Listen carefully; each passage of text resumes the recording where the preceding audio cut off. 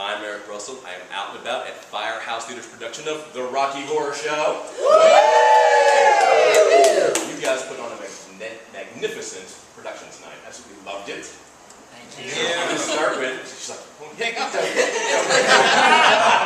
the show is over. It's good. Thank you so much. So I'm going to start here. Introduce who you are, who you play, and how you got involved with the show. Okay. My character is Magenta. Go figure. You all know that. I don't know why I'm waving at you. And my name is Joy Marie Newsome. I got involved with the show because this one, who's been my friend for years, was like, hey, we're doing the show. You want to do it? And I was like, no. And he was like, you want to do it? And clearly I'm here. So, we're having a good time. So that's it. My name is Maggie Horan, and I play Columbia. And I have always wanted to work at the Firehouse. I know a lot of people who have worked here and loved it, and I've always wanted to work with Jase, so I came out, and luckily I got the part, so that's kind of how I got it. Hi, I'm Nick Shackelford. I play Brad, and I can ditto on that. I love Rocky Horror. I think it's a great musical, so I'm happy to be here. I'm Matt Beyer. I play Eddie and Dr. Scott. And I ended up in the show because a few years back I did Reefer Madness with Jase as the director. And he heard a rumor that I was coming back into town from Pennsylvania. And so I got the chance to come back, and I'm glad I did. Yeah.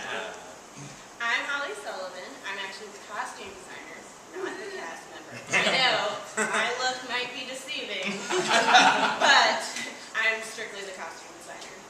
I got involved with the show because I'm good friends with Nikki, who lives over here, and I had been talking with him about past shows I had costumed around town, and then he was like, oh, well, Firehouse is doing Rocky Horror, and I was like, all right, this needs to happen, because this is like my life, basically. So. You just live Rocky Horror 24/7. Yes. She does. She's not. Hey, I'm Chris Hester. Chris Hester, I play Rocky. And I've done a number of shows here, and I've worked with Jase. This is, I think, our 5th or 4th. I don't know. I can't keep up. Time working together, but it's a great show, and this group is just amazing to work with. And our musical director, who is somewhere, is phenomenal. Leilani Giles, who is amazing. So it's a great chance to work. And Maggie Marlin, our choreographer, is not with us. This is a great creative team, so that's why I'm here. I'm Terrence. I play Dr. Frankenfurter. I am in the show because Jase and I own a home together in Cats, and there wasn't really a choice.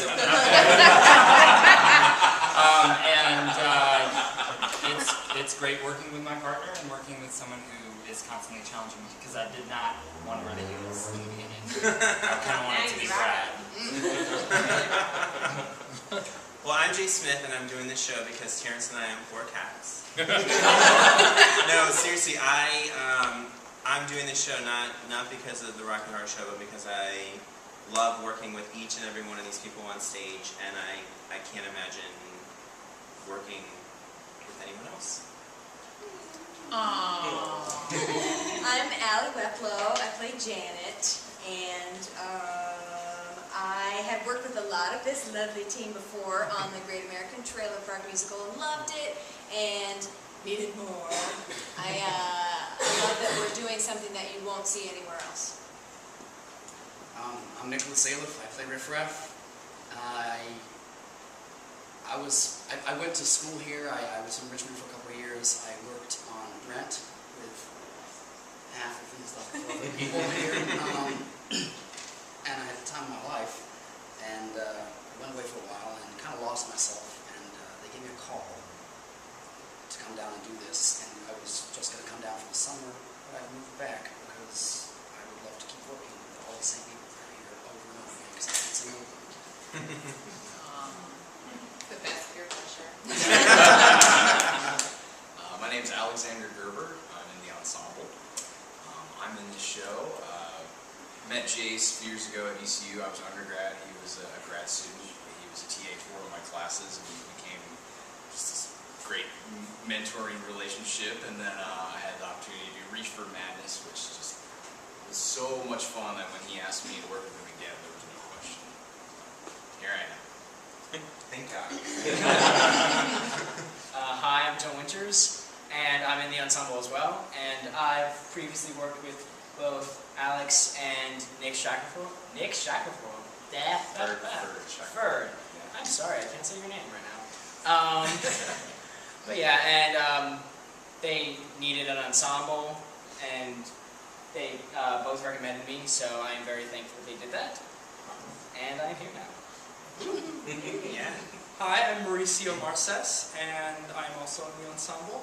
I was lucky enough to have worked with the musical director before, so they needed an extra male, and she vouched for me. And thank God, Jase is taking a chance, and it's been a wonderful working ride. Hi, I'm Katie Ford. I'm also in the ensemble, and I'm the dance captain, which is fun. Yeah! And my movement coach. Specialty movement coach. I worked at the Firehouse a couple summers ago doing rent with Jase, and like everyone else said, just had the best summer working with really passionate people, and that's absolutely why I'm back. This is a magnificent show, and for me as a viewer, one was I got to see Nick, who I worked with way back when he was at Manchester, and he was a student. Teachers. Yeah. So he's running now. And I've seen some of you over the years, you weren't along last time you did a show. And Joe had 2 eyes. Yes, he did. It's what happens. Yeah. So let's talk about, you're playing iconic characters from the past 40 years. You know, Tim Curry and Richard O'Brien, Sebastian LaCoste, all these people that played Janet, Brad, Rocky, Riff Raff, and of course, Frankenfurter. What's it like to recreate these characters for this production? You know, what did you bring from them? What did you make your own? What's it like to be these characters? I'm going to start with Frankenfurter. That's a really good question, and it's probably the biggest stressor for me in the show.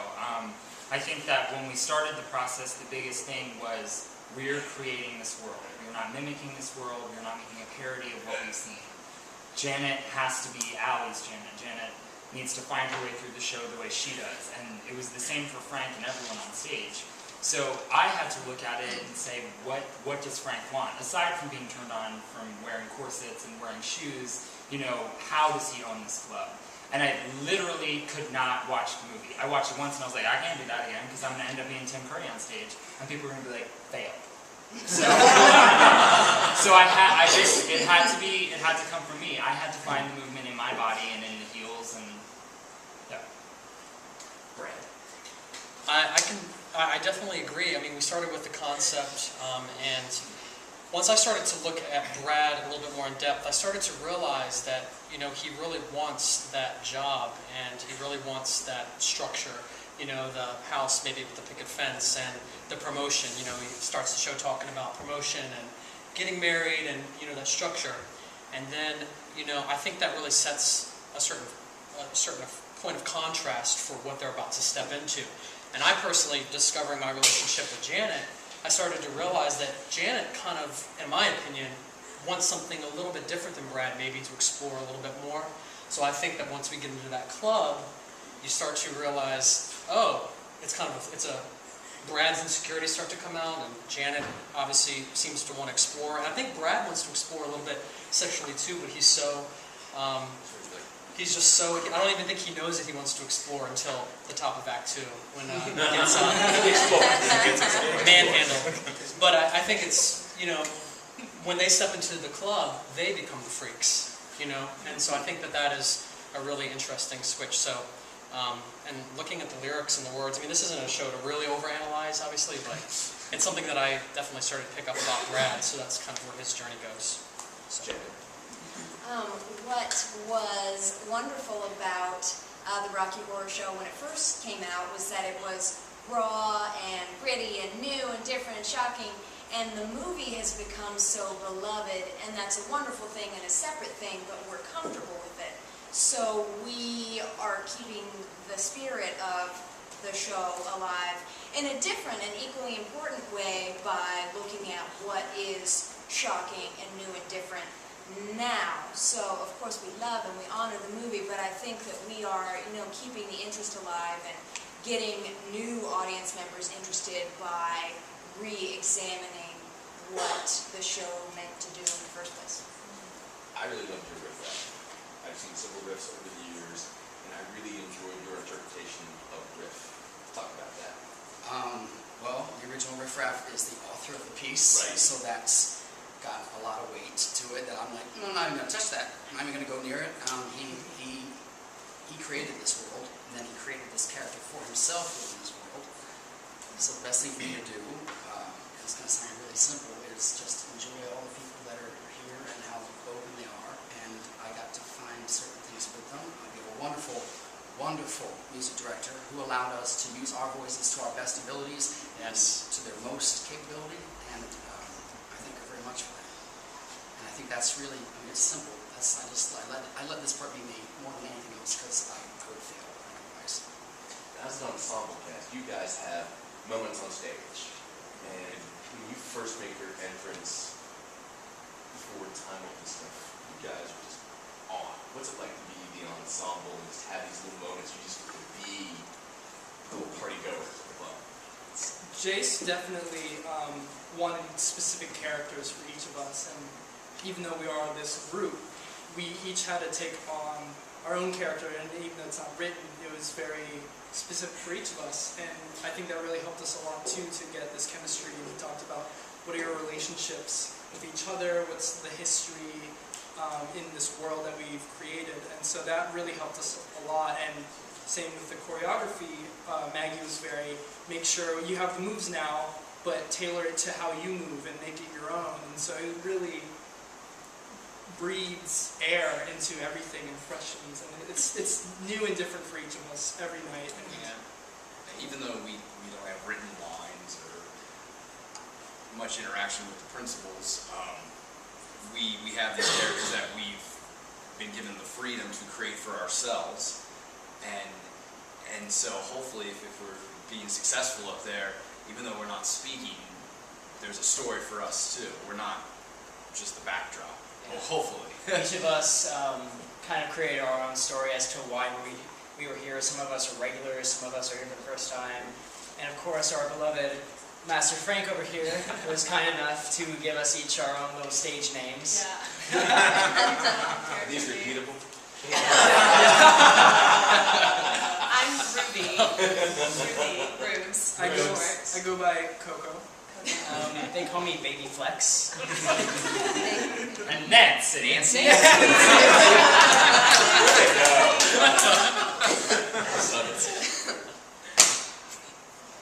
With the costuming, there's some really set looks we've seen over the years. This is the look for Frank. This is Brad and Jessica, and the gold lame shorts for Rocky. Right. The very ending from the movie ends in the place. You see the black and gold spacesuits and stuff. Talk about recostuming this for this production. Well, kind of what everybody else was saying was how we wanted to take it back to its raw, gritty roots. From a look perspective, it's really all in the attitude, and you really want to project that visually. And we didn't really want to stick with the iconic visuals. We really just wanted to focus on the attitude, focus on, just really shocking people and what is shocking today. The funny thing is about that is that because I do this all the time, I was just like, oh, okay, well, welcome to my world. I wear this all the time. Yeah, but I think when we did the promo shoot and we were putting you guys in all kinds of leather and spikes and glitter, and you guys couldn't even handle it. You're like, what am I wearing? And now you're just totally rocking it. You're owning it. And shoes, I just heard, where are those shoes before? But yeah, it's really just, honestly, it's just all about being fierce. And you are. You are. Thank you. You go down to your life. So Chris, what's it like to be Rocky? It's interesting. Rocky in the movie is He's kind of, I mean, he's not real. I think that's something that's interesting about all these people. Most of these people are aliens. You know, I mean, theoretically as written. And Brad and Janet and Dr. Scott are really the only humans. And everyone in this show are humans. There are no people from outer space. There's no one that it blasted in. I mean, everyone is in a club and are real life people. And so I think, you know, for Rocky, he's not a created person with half a brain from Eddie, and he's someone who I think is probably abused and kind of beaten down and is just so subjected to torture that he doesn't know how to emote or express himself. And so I think that was an interesting thing, is because, you know, if we went one way, we could have taken Rocky very, very, very far to where he literally was a sex slave, beaten down, and I think that almost would have been a bit too far.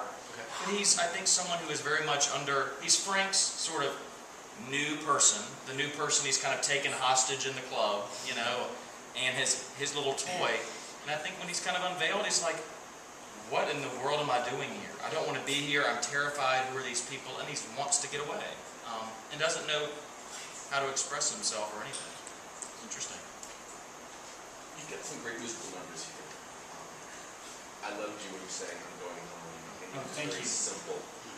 You guys added a new song to this production, which was, I think it was, Round Like a Record. Yeah, we actually added 2 new songs. Okay. One was Round Like a Record, that little Nell, who played the original Columbia, sang back in the 70s.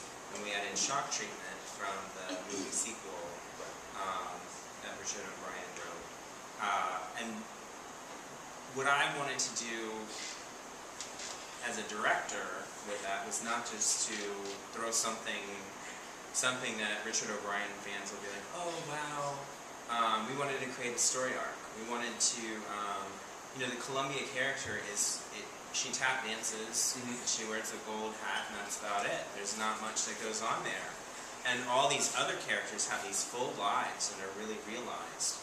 And I wanted to create something that was really different and really interesting for Rocky Horror fans, where they could say, I never thought of Columbia in that way.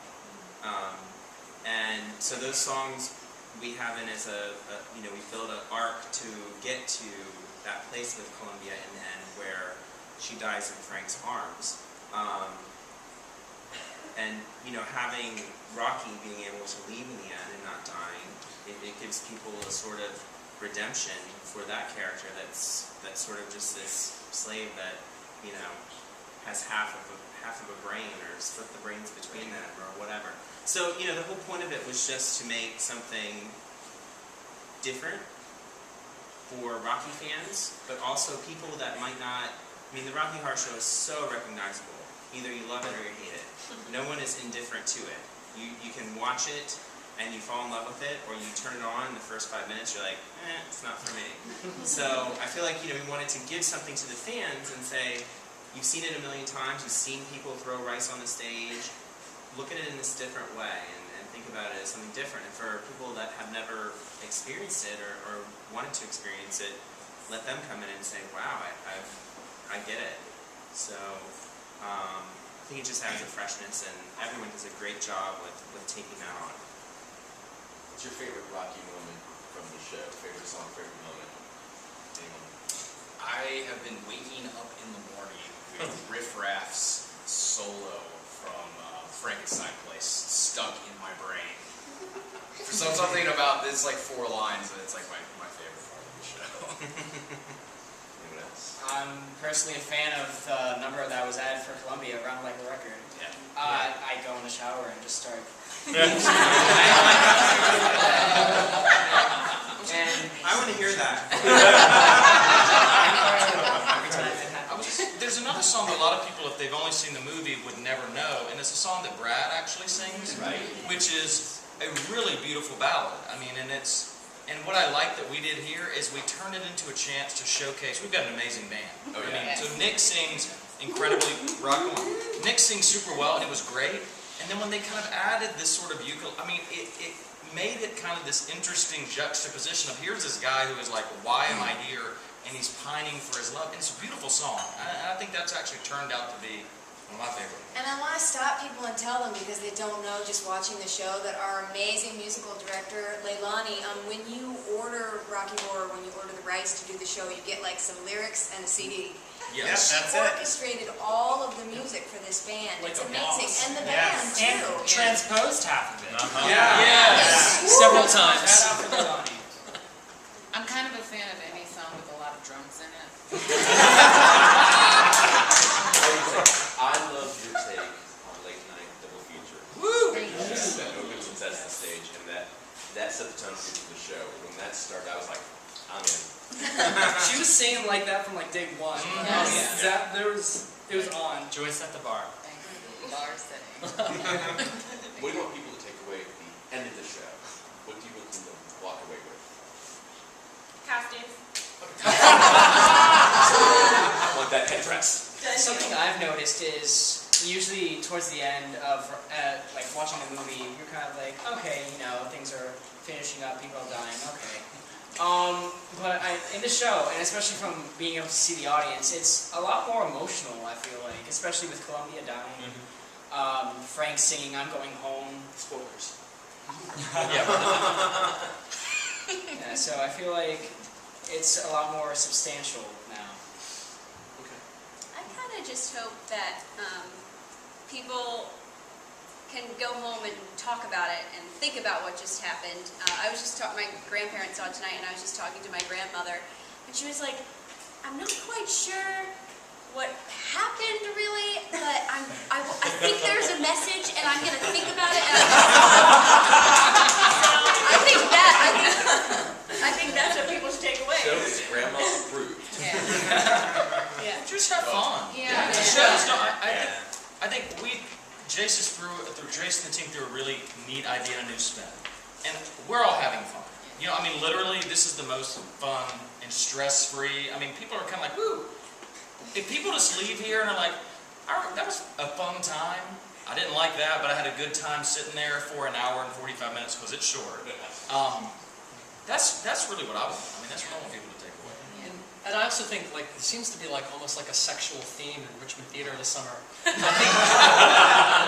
I think another good thing to take from the show is it's okay to be your full self and to discover yourself and to feel liberated at times, whatever that may be.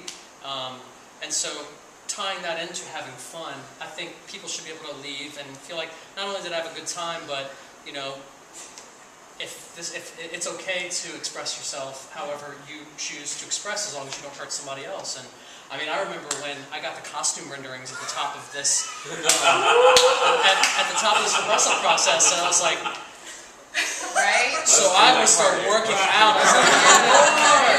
I lost my underwear 3 days ago for the entire first act. There's not enough audio. And there you are. There's talent. Okay. Well, actually, kind of my priority with costumes with everybody was to make sure that everybody was as comfortable as possible. So even if I was like, all right, so I got this corset for you, and they're like, and I'm like, all right, we can work with that. We can make something else happen. So, if you're going to feel good about yourself, you got to feel comfortable in what you're wearing. So that way you can really project, like, I really do want to express myself. I really do want to be this amazing character. And then that's a lyric in the show. It kind of ties in how the show should make me feel. And how I feel what my favorite part of the show is. It's the part where they just go in the course and don't dream and be it. Right. That's one of my mottos that you should really live your life by. If you find yourself like in a place where you're just making up fantasies for yourself, why not try them? Why not? I mean, what's the risk? And I think people should maybe, do the same. We just alter the theme and message of the show. Yeah. It's be yourself, explore who you are, and have fun doing it. And love it. And love it. Yes. Love it. Yeah. Well, you Love guys it. have a magnificent show. Absolutely loved it. Thank you.